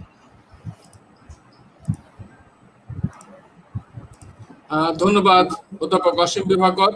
আমি লিয়াকত ভাইয়ের সঙ্গে সুর মিলিয়ে আমি একটি স্ট্যাটাস দেখাতে চাই। সাজ্জাদ কাদিরের ফেসবুকের অনেকগুলো স্ট্যাটাস আমি সংরক্ষণ করে রেখেছিলাম। কবিতা সম্পর্কে তিনি কি বলেছেন, মেধান্বিত আবেগ যোগ লাবণ্যমণ্ডিত ভাষা যোগ সাংকেতিক ব্যঞ্জনা সমান সমান কবিতা। অর্থাৎ কবিতা হতে হলে মেধান্বিত আবেগ লাগবে, লাবণ্যমণ্ডিত ভাষা লাগবে এবং সাংকেতিক ব্যঞ্জনা লাগবে। এটাই ছিল সাজ্জাদ কাদিরের বিশ্বাস এবং উপলব্ধি। আমরা জনাব গোলাম রব্বানী টুপুলের কাছে শেষ কথা শুনবো খুব সংক্ষেপে, আমরা অনেক সময় পার করে ফেলেছি। জনাব গোলাম রব্বানী টুপুল। ধন্যবাদ। আমি একটা জিনিস না বলে পারছি না যে বাংলা কবিতায় কবিদের ভিতরে নজরুল যেমন নিজের স্বাধীনতাটাকে ধরে রেখেছিলেন, আমি বলবো সাজ্জাদ কাদিরও নিজে স্বাধীনতাটাকে যাপন করেছেন। আমরা শুধু স্বাধীনতার কথা বলি, কিন্তু সাজ্জাদ কাদির স্বাধীনতাকে যাপন করেছেন। তিনি তার জীবনব্যাপী নিজের মতো করে স্বাধীনভাবেই স্বাধীন সত্তাটিকেই ধরে রেখেছিলেন। এটাই হচ্ছে তার জীবনের সার্থকতা। এই সার্থকতা আমাদের ভিতরেও আসুক। সাজ্জাদ কাদিরের এই চিন্তা চেতনাকে আমরা ধারণ করেই আমরা স্বাধীনতাকে যাপন করব। তার জন্মদিনে শুভেচ্ছা। ধন্যবাদ তিনজন আলোচককেই। আমি যদিও মন খারাপ হয়ে যায় আমার দেখলেই, সাজ্জাদ কাদির আমাদের এখানে এসেছেন অনেকবার। তার মধ্যে একটি ছবি বেশ আমার কাছে সংরক্ষিত আছে, যেখানে তিনি একটি সম্মাননা তুলে দিচ্ছিলেন। সেই বুলবুল খান মাহবুব, প্রবীণ কবি বুলবুল খান মাহবুবের হাতে, যেখানে আফরোজা অদিতি ছিলেন। এটা 2015 সালে একটি সম্মাননা দিয়েছিলেন এবং এটা হলো 2014 সনে, এবং আমি এবং সাজ্জাদ কাদির বাংলা কবিতা দিবসের উদ্বোধনী পর্বে পায়রা উড়ানোর প্রস্তুতি নিচ্ছিলাম। তো কিন্তু এই সমস্ত ছবিকে ছাপিয়ে যায় যখন আমি এই ছবিটা দেখি, যেখানে সাজ্জাদ কাদির শুয়ে আছেন দেলদুয়ার মৌলভীপাড়া কবরস্থানে, এবং এটা আমার ক্যামেরাতেই তোলা, আমি তখন ছিলাম দাফনের সময়, এবং এটা দেখালে কেমন হবে আমি জানি না। এটাই তার শেষ ঠিকানা। আমাদেরও একদিন হয়তো এমনই একটা ঠিকানা হবে, কারণ আমরা কেউ টিকে থাকবো না এই দুনিয়ায়, কেউ আমরা চিরস্থায়ী নই, আমাদের সবাইকে বিদায় নিতে হবে, এবং আজকের অনুষ্ঠান থেকেও এখন বিদায় নেওয়ার পালা এসেছে। তো বিদায় নেব তার একটি কবিতা শুনতে শুনতে। বাংলা কবিতা আবৃত্তি করেছেন দুজন, এই দুজনের কবিতা শুনতে শুনতেই আমরা বিদায় নেব। যারা এই অনুষ্ঠানটি দেখলেন এবং যারা অংশগ্রহণ করলেন, বিশেষ করে জনাব লিয়াকত চৌধুরী, অধ্যাপক অসীম বিভাকর, জনাব গোলাম রব্বানী টুপুল এবং তার ভাগিনা অর্থাৎ জিয়া হায়দার, এবং যারা মন্তব্য করলেন দেখলেন, তাদের সবাইকে আবারও কৃতজ্ঞতা এবং ধন্যবাদ জানিয়ে বাংলা নববর্ষের শুভেচ্ছা, পয়লা রমজানের শুভেচ্ছা, এই সমস্ত শুভেচ্ছা আমাদের জাতিকে বিভিন্ন ক্রাইসিস থেকে মুক্ত করুক, সংকট থেকে মুক্ত করুক, আমরা মানব সভ্যতার যে স্তরে আছি এটা আরো বিকশিত হোক, আরো প্রগতির দিকে এগিয়ে যাক, এই প্রত্যাশা ব্যক্ত করে সবাইকে কৃতজ্ঞতা জানিয়ে আমি আজকের মতো বিদায় নিচ্ছি, এবং আপনাদেরকে সাজ্জাদ কাদিরের বাংলা কবিতা এই আবৃত্তি শোনার জন্য আহ্বান জানাচ্ছি। কবিতার নাম বাংলা কবিতা, লিখেছেন কবি সাজ্জাদ কাদির।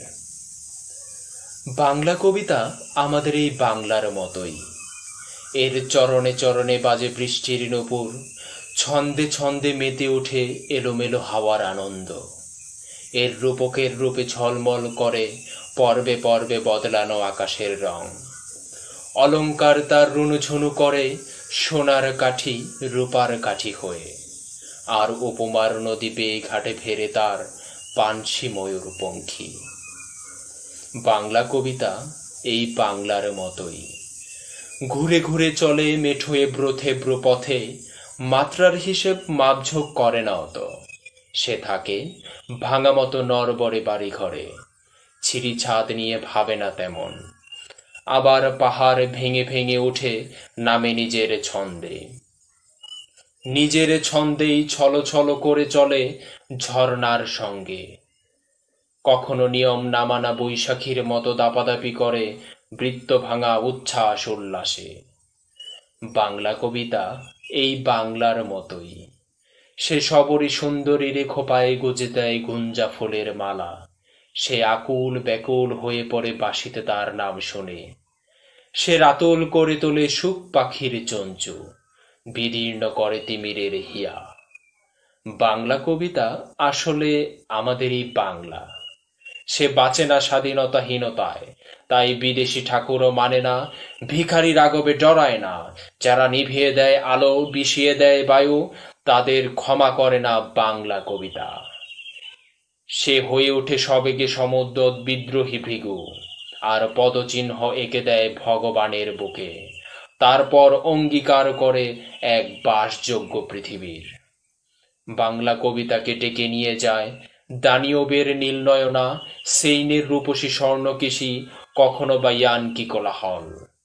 তবুও বাংলা কবিতা এই বাংলাই, সাত সমুদ্র পাড়ি দিয়ে তার মন পবনের নাও ভেড়ে সজন বাদিয়ার ঘাটে, একতারা হাতে বাউল হয়ে সে খোঁজে মনের মানুষ নকশি কাঁথার মাঠে।